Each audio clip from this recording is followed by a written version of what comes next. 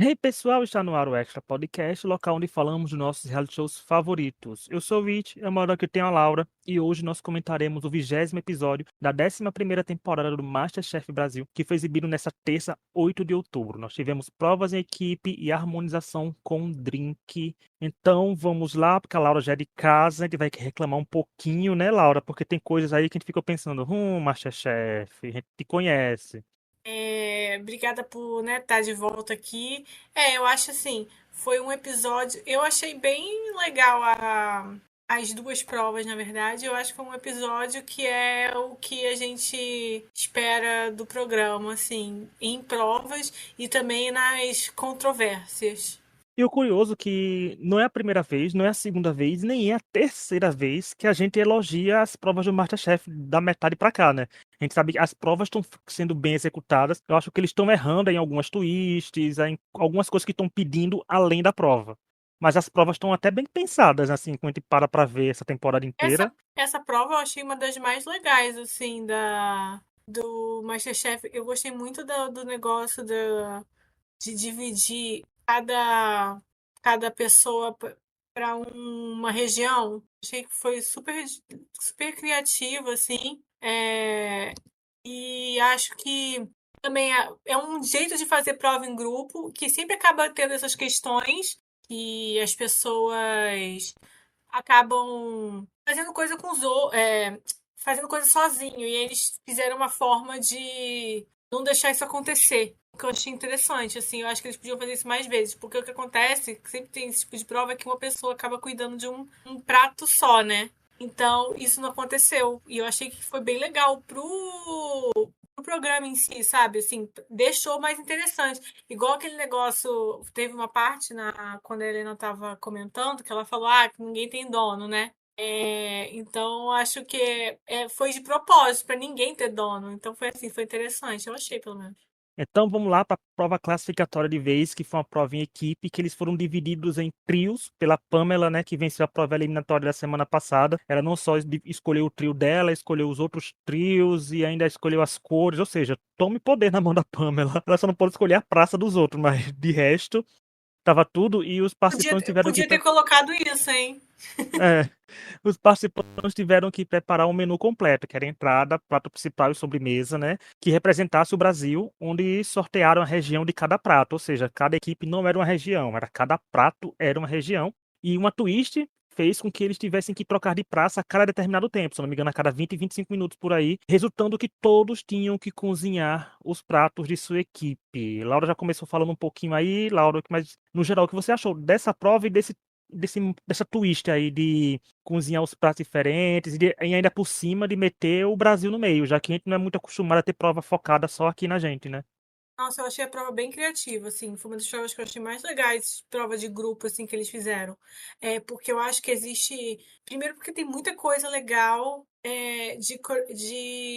no Brasil de comida e tal. Mas não só por isso. Eu acho que é porque existe um desafio específico em você fazer os pratos das regiões diferentes combinarem entre si também, né? Aham. Que muita gente fala às vezes as diferenças, tudo tipo, e você ter essa dificuldade de fazer os pratos funcionarem entre si. E eu achei que foi muito legal por isso, porque não era uma coisa. Era do Brasil tudo, mas quando você fala assim, fazer um prato inspirado no Nordeste, um menu inspirado no Nordeste, né? É mais fácil você pensar nisso. Agora você tinha que ter um desafio pensar no menu completo, como os três pratos, mas de regiões diferentes, né? Eu achei que foi super legal a ideia da prova.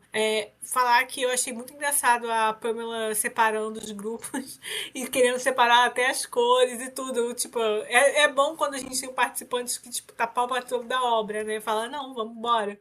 Quero mesmo fazer. Acho que é bom pra gente que assiste, assim. É interessante. Assim, eu já falei, né? Eu tava aqui semana passada, eu falei que a Pamela é muito divertida, assim, é boa pra TV. E eu acho que isso foi uma boa prova do que a gente tinha falado semana passada, que ela é boa pra assistir. Porque é isso que você espera, não uma pessoa, sofrendo, chorando porque separar, mas uma pessoa, tipo, feliz e coisa. E foi engraçado que logo depois ela falou, eu acho que fiz errado, né? Por causa do grupo lá. Ficou forte na opinião dela, assim. Achei que foi engraçado. Eu achei, como eu falei, eu acho que esse tweet foi legal, porque, assim, eu entendo que pra eles é ruim, muito frustrante. Mas pra gente que assiste, foi uma boa forma de fazer. Porque o que acontece geralmente nesse tipo de prova, né? Cada um fica tipo, sufocado no seu prato, naquela coisa. E claro que as pessoas se ajudam, mas ela fica tipo responsável pelo aquele prato. E agora é difícil você falar, é difícil nesse tipo de prova você usar isso, tipo, ah, fulano fez sua parte, fulano fez sua parte.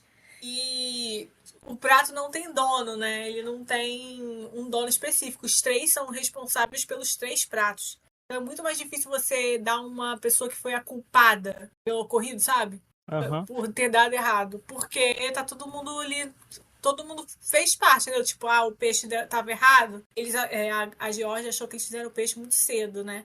Tipo, a culpa é de todos, entendeu?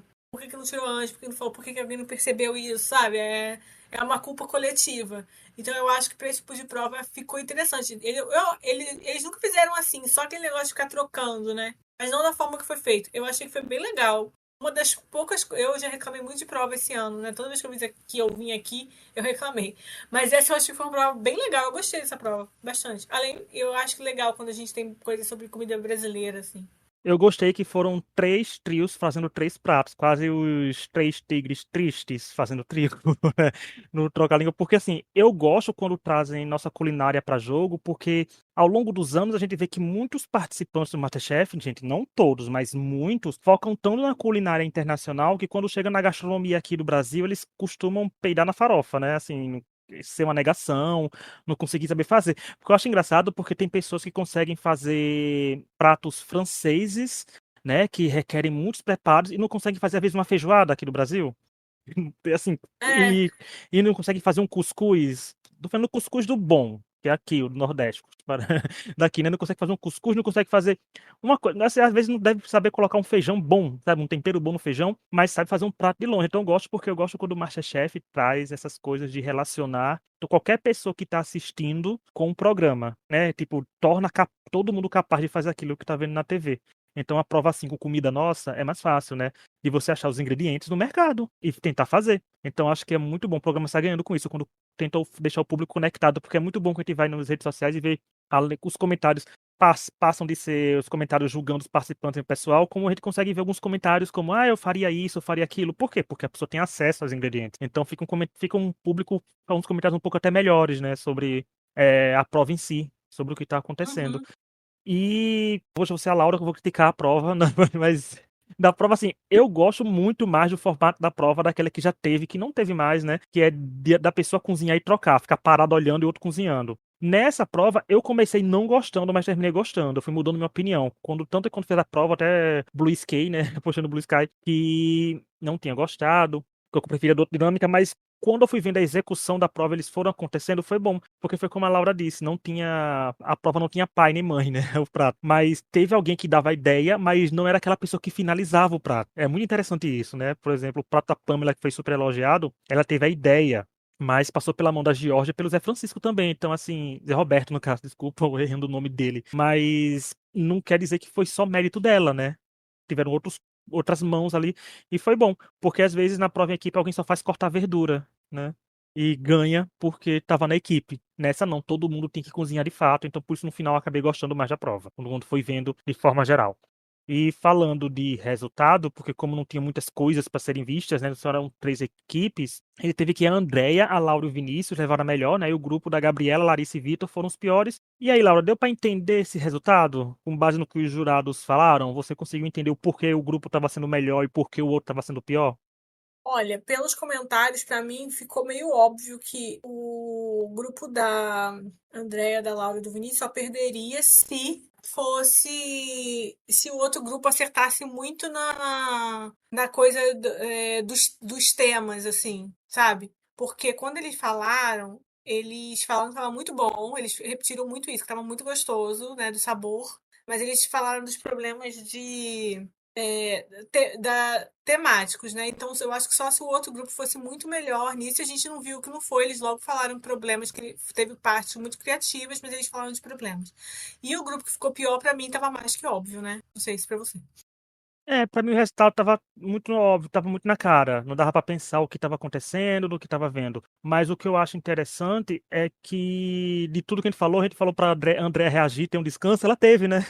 Na semana passada, fez André não vai para uma prova de eliminação, ela não veio. Mas ficou claro também, porque não tinha muito o que ser feito, porque eram 3 pratos e os jurados foram bem óbvios, assim, no sentido, não óbvios no sentido ruim, mas óbvios no sentido de que deixou óbvio e claro pra gente quem foi bem, quem foi mal e o porquê cada um tava indo naquilo. E até dá pra gente ver que até a reação deles, né, na hora que serviram os pratos, não estavam lá das melhores, não estavam mais animados e outros estavam mais confiantes. Mas deu no que deu e o trio pior colocado, né, foi receber uma punição que foi ter menos tempo na prova eliminatória, que foi uma punição até grandinha comparado, né, ao que a gente tem nas outras semanas. Mas antes de continuar, eu quero lembrar que estamos nas principais plataformas de áudio, como Spotify, Apple Podcast, Deezer, Amazon Music. Atualmente, toda quinta, falando do MasterChef Brasil. Não se esqueçam de nos avaliar com 5 estrelas, principalmente no Spotify, Apple Podcast, né, e nos indicar para os amigos que também curtam o reality show.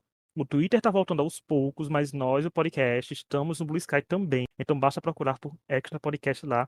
Se vocês gostam de estatística, semana passada estava eu, Tonha e a Laura aqui, analisando todo o histórico do top 10, com base em vitórias, desempenhos, pins, altos desempenhos, baixos desempenhos. Foi bem legal, a gente teve uma análise completíssima de saber quem é a melhor pessoa com base no histórico, porque a gente às vezes vê quem é, será que é a pessoa que tem mais pins, de forma geral? Vão ouvir, tá tudo lá.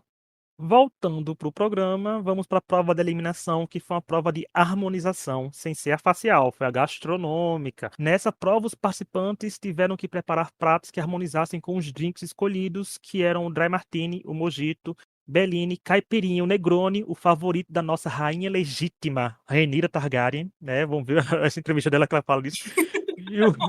Né? Mas o dela é com, como é que é? Com Prosecco. O dela é Eu mais esqueci. elaborado. O dela é mais O dela elaborado, é diferente. mas É um pouco que diferente. deviam ter servido com sangue de dragão para ganhar o coração aí da nossa Rhaenyra Targaryen, que tá sofrendo mais que a Ju, né, na Casa do Dragão. Ó, eu pesquisei. É Negroni Spagliato com Prosecco. É diferente, o dela é chique. O dela é chique. O dela é nível Masterchef profissionais, não Masterchef amadores.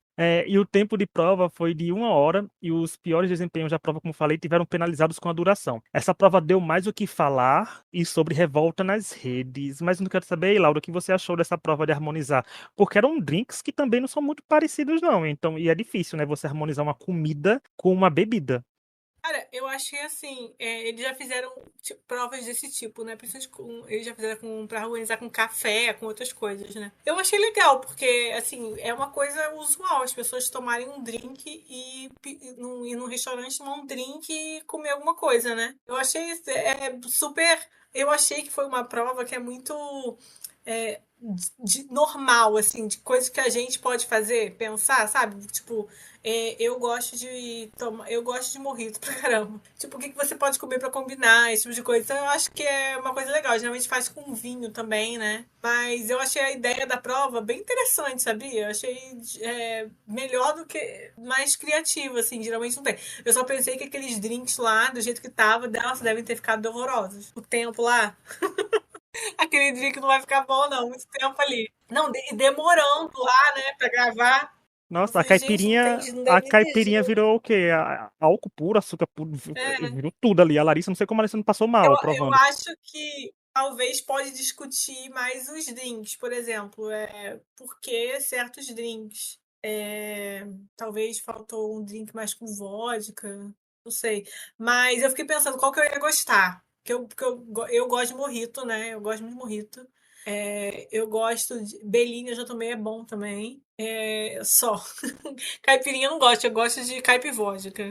Caipirinha eu não gosto. Mas Como eu não acho bebo, isso seria pra criativo, harmonizar assim. com suco, né? Eu ia harmonizar com suco, Eu com acho assim, água. pra mim, harmonizar é um desafio no sentido de que, tipo assim, e como você pensa o que combina? É uma coisa que você comeria junto, que você pensa, é uma coisa que tem sabores que lembram, sabe? Eu penso nisso assim também. E é complicado, né? Porque às vezes você pode ter a ideia de um prato pra fazer, mas será que vai dar certo com aquela bebida?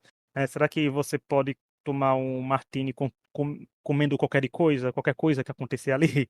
Caipirinha, você pensa logo o quê? Vamos fazer uma feijoada aqui e entregar junto, né? Então, assim, eu tô com desejo de feijoada, já foi a segunda vez que eu falo aqui, né, nesse podcast. Mas é realmente complicado, porque você tem que pensar no que você vai fazer e harmonizar. Por isso você bebia um pouco, por isso pensei assim, nossa, gente, seria interessante se alguém terminasse a prova bêbado, né? Porque tem gente que com 2 goles já tá lá vendo estrelinhas. Então, eu achei interessante essa prova de harmonização, porque sempre dá o que falar, né, a harmonização, porque é muito relativo isso também. Porque também depende do gosto pessoal da pessoa, gosto pessoal dos jurados. Às vezes os jurados podem gostar de beber aquele drink com quase todos os pratos que existem na face da Terra. Às vezes eles não gostam de um prato com um drink ao natural. E fica tudo a É, questão de gosto 100% pessoal ali. E eu acho que uma prova de harmonização com drinks, pra mim, se torna ainda mais difícil da gente julgar só olhando, né? Assim, do que a gente julga olhando, às vezes, um prato só. Você diz, ah, tá bonito o prato. Ah, não, o jurado, ó, aquele prato também tá feio. Mas não, ela uhum, parecia que tava cru. Esse é pior ainda, porque tu não podia julgar só o prato. A gente vai dizer, ah, o prato tá bonito, sim, mas tá combinando com o que estão bebendo? Então torna um. Eu acho que é boa a prova, mas dá uma margem muito grande, né? Se não for bem explicado os porquês de cada resultado ali. Né? Então dá uma margem bem grande. E falando em resultado, a gente viu que a Geórgia venceu e conquistou seu quarto PIN, assumiu a liderança geral, né? E a Larissa foi alto desempenho. A Gabriela e a Pamela ficaram com os piores desempenhos, com a Gabriela sendo eliminada. Laura, o que você achou desse resultado? Porque eu já adianto que eu vou fazer logo uma mistura com o bloco do que tem nas redes, porque o público não gostou muito da Larissa, não chocando ninguém, né? Porque o povo não gosta da coitada, ah, é. né? Assim, desse negócio da Tadinha. questão. É, da questão. Porque não é culpa não é nem dela, né, gente? Ela faz os pratos, quem avalia são os jurados. Né? Assim, ela tá fazendo os pratos lá. Na questão do. Ela serviu os petiscos lá e falaram que foi muito simples. E o Chapolin gremista, que foi até contar os confessionários, falou que, quando eu critiquei um pouco disso, ele falou que a minha favorita fez uma coisa na final. Eu falei, mas na minha favorita eu criticava, mas porém, minha favorita também era muito boa, né, gente? Minha favorita tem uns 5 pins na final. Então, assim, mas eu passo meus panos pra Ana Carolina, mas eu sabia que ela fez uns pratos simples no MasterChef também, que passaram pano, mas tá do MasterChef já fazer isso, então é todo ano ele escolhe alguém e faz com critérios ali que tem. Mas pra você, Laura, o que achou aí desses desempenhos e dessa polêmica e potencial dos petiscos? Olha, eu entendo a polêmica. Assim, eles ficaram falando toda hora lá. Ah, coisa. Eu faria o óbvio, uma coisa. O clássico, o básico. Só que assim, o básico. Aí eles ficaram falando, feijão com não sei o quê. Não literalmente um petisco. Óbvio que não estava fora das regras, podia ser um petisco. O petisco realmente combina com um caipirinha, sim. Só que aí você vai assim. Parecia gostoso, parecia. Eles não falaram muito do molho, né?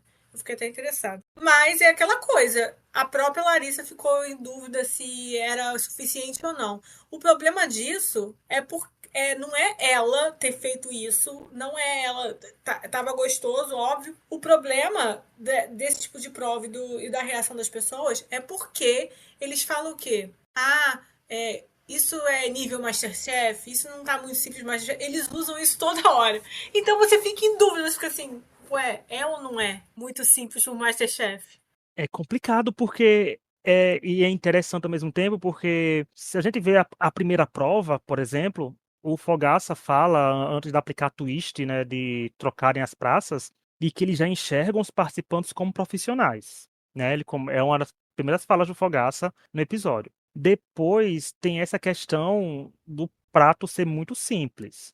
Aí o programa se contradiz, mas o MasterChef se contradiz em suas contradições toda hora. Isso já vem de umas 2, 3 temporadas pra cá, que isso tá bem recorrente acontecendo, então a gente não sabe nem o que esperar. É que fica complicado porque eu comentei no banco de séries sobre isso, sobre a contradição entre gente. Ah, mas a pessoa não precisa reinventar a roda. Ah, mas o Fogaça fala que o menos é mais. Eu até postei também isso nas redes sociais, dizendo que é o programa abrindo seus precedentes. Por quê? Porque a partir do momento que ele fala o menos é mais, ele consegue dar uma vitória pra alguém, consegue eliminar alguém. O famoso que eu e Laura adora desse exemplo, principalmente quando eu tô aqui, né? A comida de mãe, né, Laura? Que te dá uma vitória e depois te dá uma eliminação. Né? Então, acontece muito disso. E é o que o programa propõe, o programa transmite. Então, assim, às vezes o programa mesmo se contradiz com os jurados dizendo.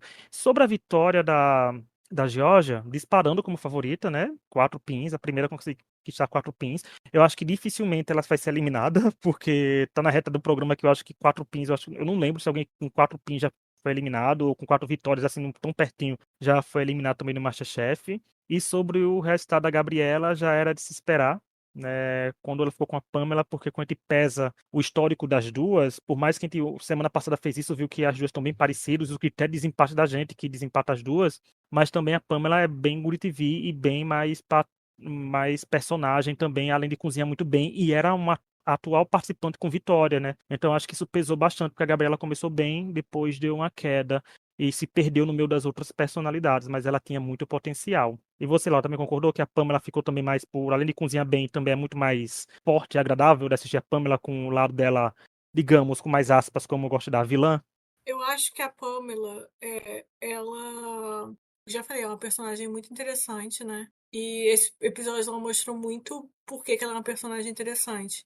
Eu acho que eles estão focando muito na questão dela com a Andrea, né? E ela, como é mais assertiva, acaba sendo mostrada dessa forma. Esse episódio acabou, tipo, foi tipo do luxo ao lixo. Não chegou a ser lixo, né? A Pamela. Porque a Andrea ganhou e eles colocam ela como disputa direta dela, né? E porque tem essa questão do dela ter não só perdido, mas ela ter ficado.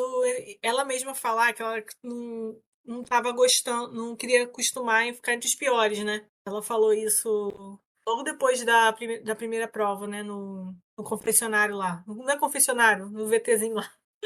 Então eu acho que eles aproveitam o jeito que a Pamela tem, que ela é mais assertiva, mais direta, assim, para construir. Ela deixa mais fácil para eles construírem uma narrativa desse tipo, né? Eu acho que é isso que acontece.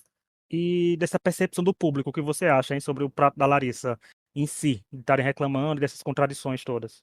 Cara, eu acho que, como eu falei, o problema disso não é da Larissa, é dos jurados. Os jurados, eles não. Eles entram em contradição. É um episódio, isso é simples demais, é digno de Masterchef. Aí no outro, o petisco é digno de Masterchef. Eu acho assim, a Larissa acabou sendo ajudada pela questão da caipirinha. Eu acho que caipirinha com petisco combina muito. Se fosse outro, não ia dar certo, né? Mas. E parecia gostoso. Eu ia querer um petisco também de peixe com caipirinha.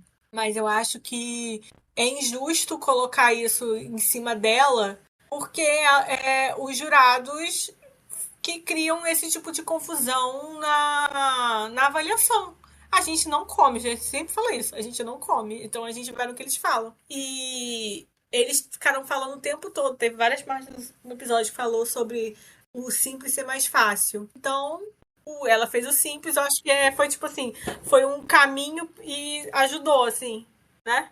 Eu acho. É, porque, como você falou, essa parte de harmonizar é que dá o benefício de fazer um prato simples, assim. Até ela falou, a Larissa, no confessionário, né, que dizendo que era um simples, mas bem feito, porque, por exemplo, se ela tivesse servido esse prato com um dry martini, provavelmente não teria tido o mesmo resultado, né, do que quando foi entregue com a caipirinha, né? Então, assim, existe momentos e momentos. Por isso eu disse que a parte de harmonização, se não explicarem bem direitinho o porquê, dá margem para muitas complicações, mas uma das coisas que eu achei mais interessante dessa parte das avaliações não tem nada nem a ver com a Larissa, nem com a polêmica dos petiscos, gente.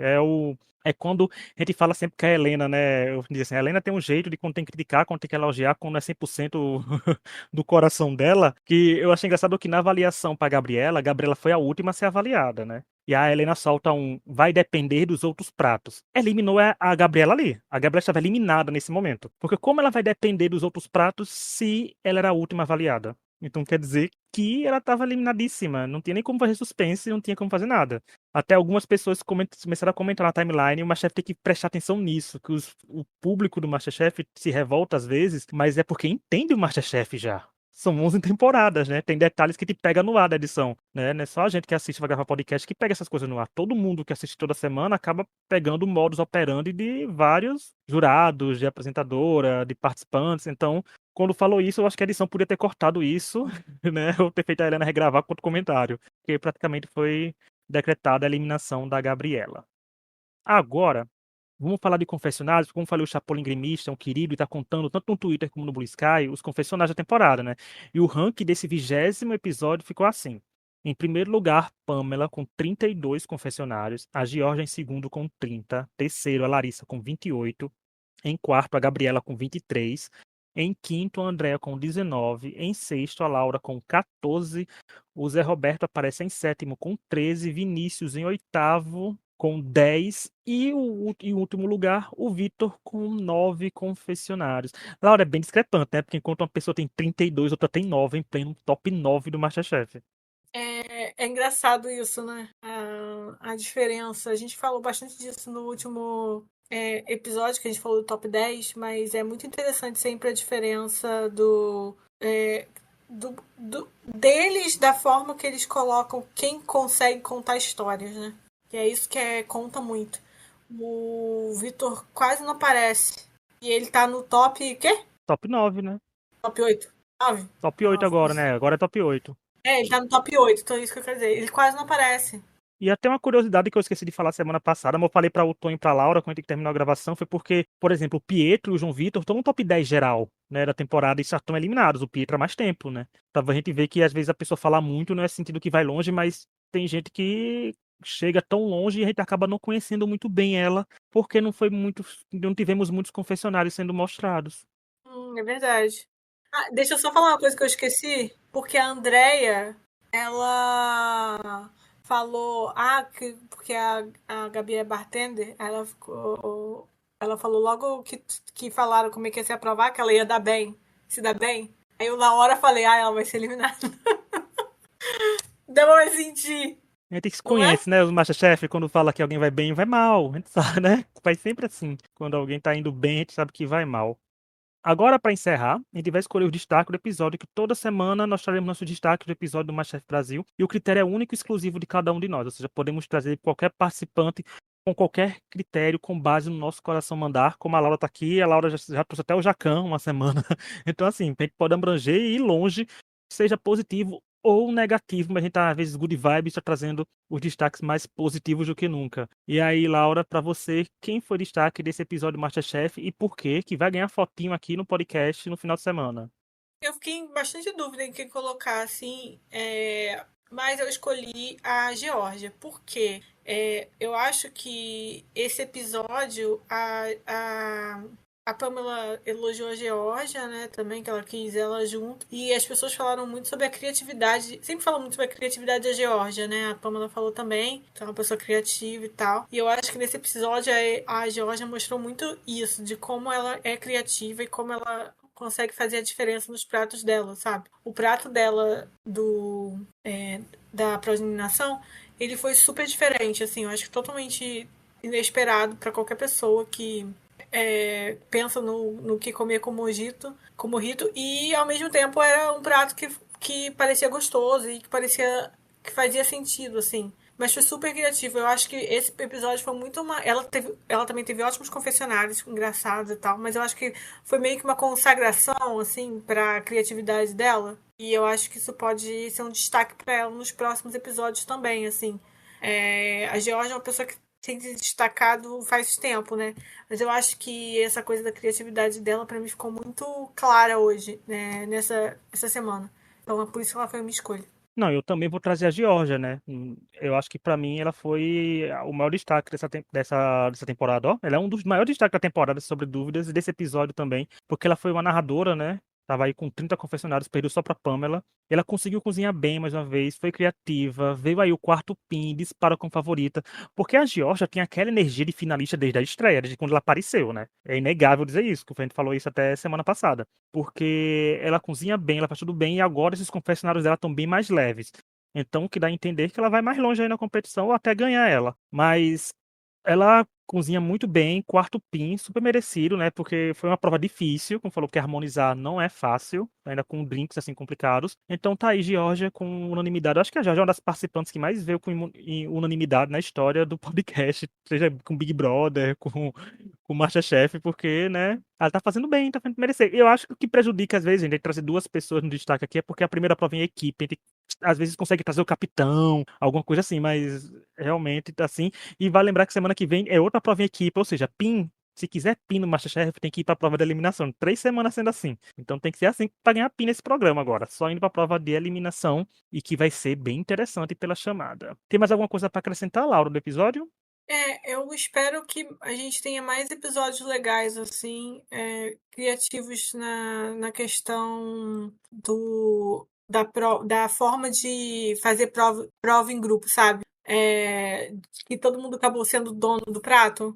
Eu achei que isso foi muito bom para o programa, assim, para eles ali e para trabalhar em grupo, para pensar, porque eles falam muito sobre quem, tipo, foi o mais fraco e nesse caso não teve muito como fazer isso. Então eu acho que foi bom. Então é isso. Nos vemos semana que vem com mais MasterChef. E até lá. Tchau. Tchau.